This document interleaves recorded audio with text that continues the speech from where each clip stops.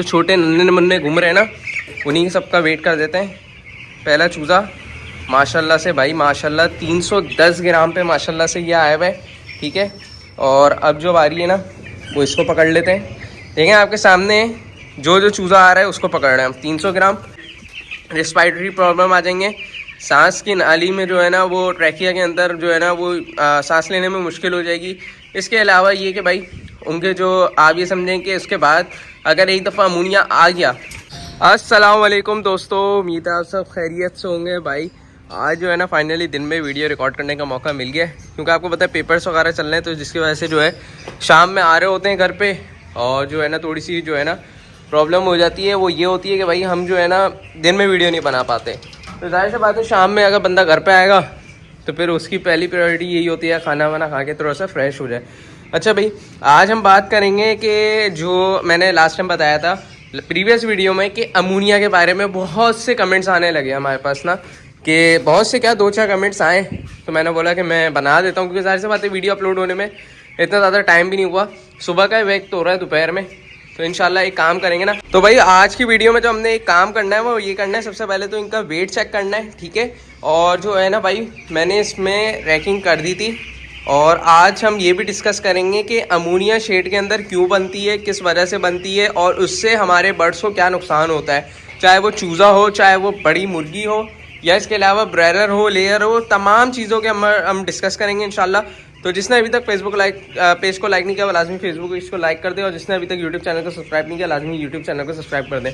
तो चले भाई, सबसे पहले तो हम लोग वेट मशीन अंदर लेके चलते हैं। उसके बाद सबसे पहले जो हमने काम करना है ना वो ये करना है कि इन सब का वेट करेंगे और देखेंगे। प्रीवियस वीडियो में जैसे मैंने आपको बताया था कि हमारा वेट मोस्ट प्रोबेबली 140 या 150 आ रहा था, ठीक है। तो अभी ये काम करते हैं ना, इनका वेट चेक करते हैं, उसके बाद इंशाल्लाह और जो है ना अमोनिया के बारे में डिस्कस करते हैं। तो भाई सबसे पहले जो छोटे नन्हे मुन्ने घूम रहे हैं ना, उन्हीं सबका वेट कर देते हैं। पहला चूज़ा माशाल्लाह से भाई माशाल्लाह 310 ग्राम पे माशाल्लाह से ये आया हुआ है, ठीक है। और अब जो बारी है ना वो इसको पकड़ लेते हैं। देखें आपके सामने जो चूज़ा आ रहा है उसको पकड़ रहे हैं हम। 300 ग्राम। काम करते हैं ना, इसको मशीन को ऐसा घुमा लेते हैं, ठीक है। अभी देख लें बिल्कुल ज़ीरो पे हुई हुई है। इसके अलावा एक मेरी भाई एक चूज़ा ये पकड़ लिया, इसका वेट आ रहा है 280 ग्राम। ये देख लें, ये छोटा चूज़ा है, आपके सामने पकड़ूंगा, ठीक है। ये देख लें, इसका 310 ग्राम। ये छोटा चूज़ा आ गया, आपके सामने पकड़ता हूँ, इसका आ गया 250 ग्राम, 245 ग्राम। तो भाई माशाल्लाह से अल्हम्दुलिल्लाह वेट के हिसाब से अच्छे चल रहे हैं हम लोग, ठीक है।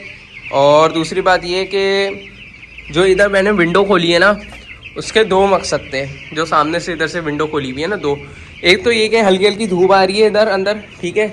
उसमें फ़ायदा क्या होगा, जो मैंने राइस को ऊपर नीचे किया है ना, ये जो गीला हो रहा है हल्का हल्का, उसको वो सुखाएगा, ठीक है। कंटिन्यूसली जब धूप पड़ती रहेगी उसको सुखाएगा। दूसरा एडवांटेज क्या है कि कम धूप आ रही है, छनी भी धूप आ रही है इधर से, और हवा भी आ रही है, वेंटिलेशन हो रही है। अब मैं बात करने चलूँ कि अमोनिया हमारे शेड में क्यों बनती है, किन वजह से बनती है, और इसको किस तरीके से हम लोग ने कंट्रोल करना है।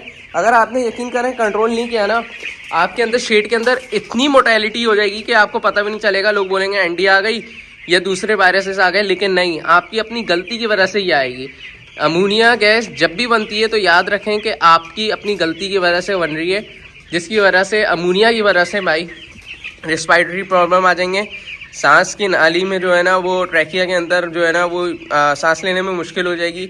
इसके अलावा ये कि भाई उनके जो आप ये समझें कि उसके बाद अगर एक दफ़ा अमोनिया आ गया तो उसके अंदर कॉक्सी भी आ जाएगी, और फिर एसाइटीज़ के भी प्रॉब्लम आ जाएंगे, वाटर बेली भी आ जाएगी। वो जाहिर सी बात है जब वो लीटर के अंदर से अमोनिया गैस निकल ली होगी इतनी ख़तरनाक किस्म की, तो उसको जो है ना सांस लेने में मुश्किल होगी, जिसकी वजह से वो जो है ना उसी सांस को जो आप ये समझें कि जो गैस निकल ली होगी उसी गैस को वो अपने अंदर इनटेक कर लेगा। तो जाहिर सी बात है जब वो करेगा तो वो इतनी हार्मफुल गैस होती है अमोनिया। तो वैसे भी आपको पता है कि अगर आप इसकी सफाई करेंगे, बोरी में भरें, उसके बाद आप उस बोरी के अंदर मुंह डाल के बस सूंघ लें, तो आपकी हालत क्या होगी। इसी तरीके से जब मैं बोलता हूँ कि आप फ्लोर पे इस तरीके से बैठें, तो आपको फील होना चाहिए कि अमोनिया गैस चुप तो नहीं रही, क्योंकि चूज़ा आप देखें बिल्कुल राइस एक्स के सामने बैठा हुआ है, बिल्कुल करीब 2 इंच 3 इंच पे बैठा हुआ है, और आप जो है वो 6-7 फीट की हाइट पे खड़े होकर बोलते हैं नहीं शेड के अंदर गैस नहीं हो रही है। शेड के अंदर जब भी गैस आपने देखनी है ना, वो फ्लोर में बैठ के देखनी है कि आपको चुप तो नहीं रही, क्योंकि इतना ज़्यादा ये इसके अंदर हीट होती है, इस राइस के अंदर इतनी ज़्यादा ये अब्जॉर्ब करता है। ये सबसे अच्छा सोर्स इसका ये है कि वाटर को जल्दी अब्जॉर्ब करता है ये। तो जब जाहिर सी बात है कोई भी चीज़ आप ले लें, किसी चीज़ में आपने देखा होगा कि अगर पानी लगता है तो वो चीज़ स्मेल मारती है। तो उसको किस तरीके से देखना है, देखें जब हमारे पास प्रॉपर वेंटिलेशन सिस्टम नहीं होगा तो ये राइस जमेगा।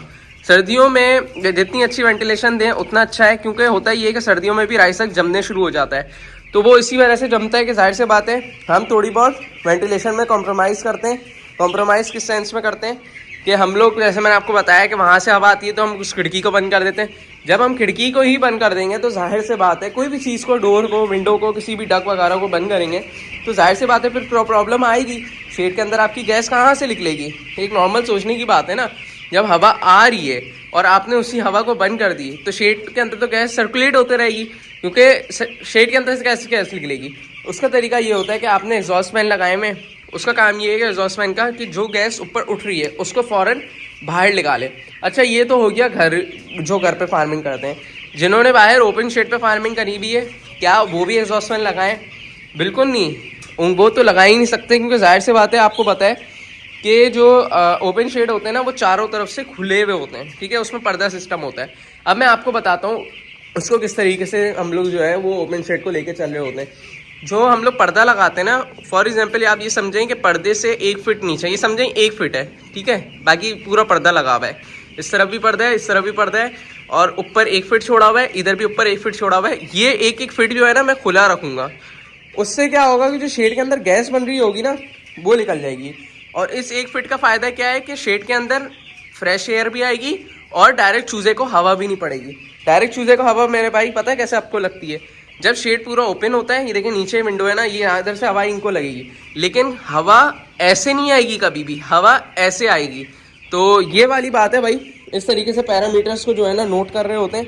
बाकी एक उन्होंने कमेंट किया था TDS और pH के ऊपर, तो वो इंशाल्लाह एक अलग टॉपिक के ऊपर इंशाल्लाह वीडियो बनाऊंगा, क्योंकि वो जब मैं उसके ऊपर बात करूंगा ना आपको इकोलाई वगैरह बैक्टीरिया के बारे में, तो इंशाल्लाह उसमें डिस्कस करूंगा कि इकोलाई पानी से कैसे आता है और उसको किस तरीके से ट्रीटमेंट करनी है।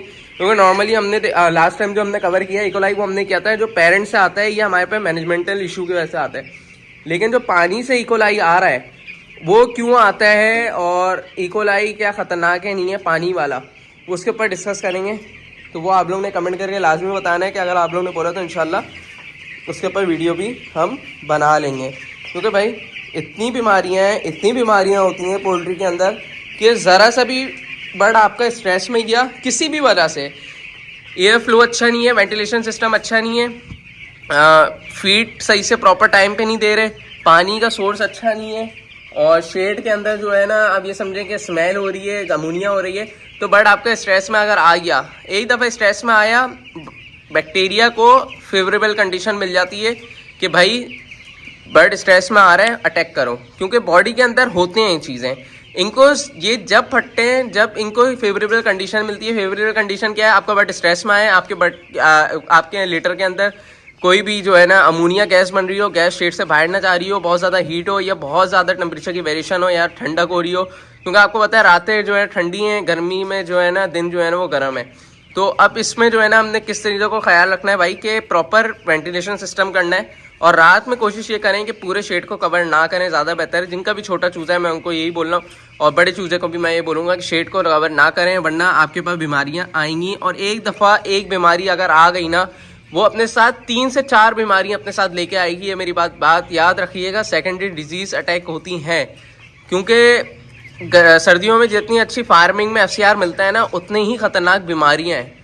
तो भाई ये सारी चीज़ें इनको जो है ना लेके आप चलें, और कमेंट करके लाजमी बताइएगा। अगर आप लोग बोलेंगे तो इंशाल्लाह जो सर्दियों में बीमारियाँ हमारे पास आती हैं उसको भी हम लेके इंशाल्लाह एक अलग टॉपिक पे बनाएंगे।